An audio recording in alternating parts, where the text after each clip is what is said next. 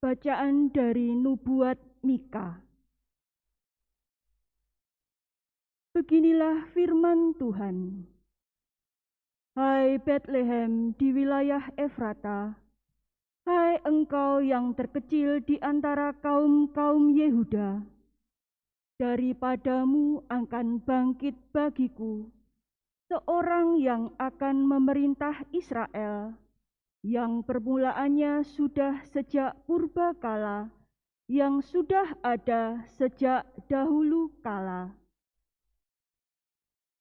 Ia akan membiarkan mereka sampai saatnya perempuan yang mengandung itu telah melahirkan, lalu saudara-saudaranya yang masih ada akan kembali kepada orang Israel.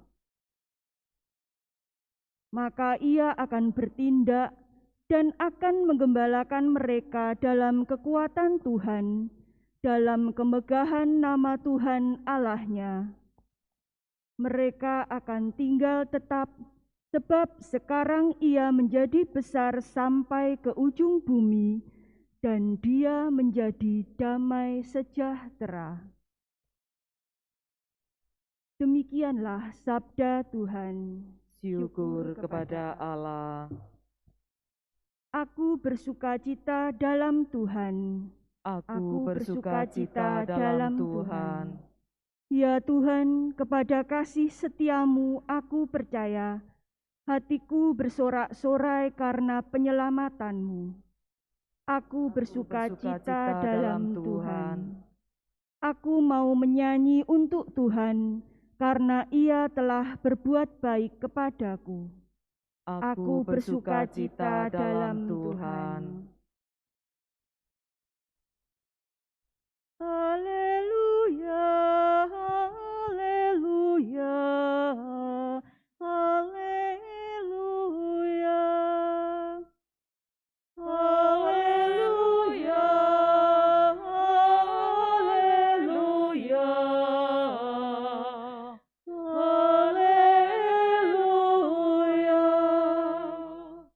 Berbahagialah engkau perawan Maria, dan terpujilah namamu, sebab daripadamu telah terbit matahari keadilan, yaitu Kristus Allah kita.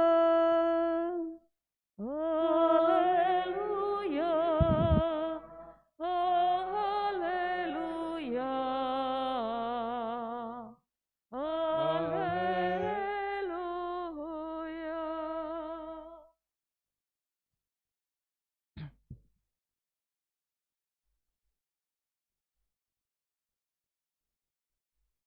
Tuhan bersamamu. Dan bersama rohmu, Inilah Injil suci menurut Matius. dimuliakanlah Tuhan.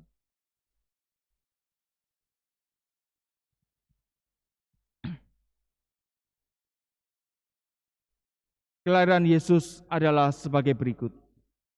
Pada waktu Maria, ibu Yesus bertunangan dengan Yusuf, ternyata Maria mengandung dari Roh Kudus. Sebelum mereka hidup sebagai suami istri.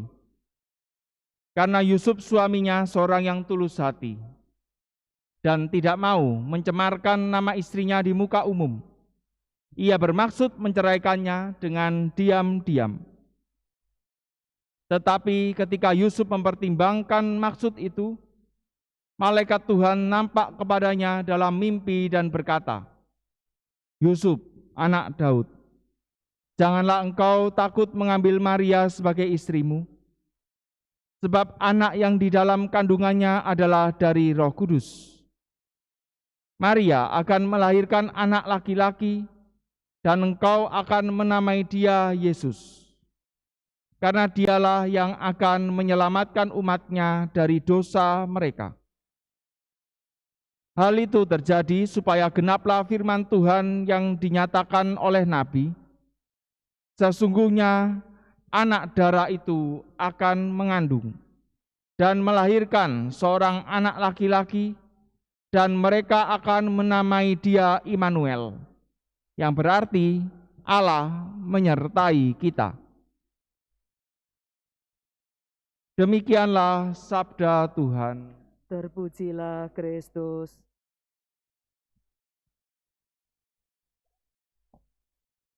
Sesungguhnya anak darah itu akan mengandung dan melahirkan seorang anak laki-laki, dan mereka akan menamai dia Immanuel, yang berarti Allah menyertai kita.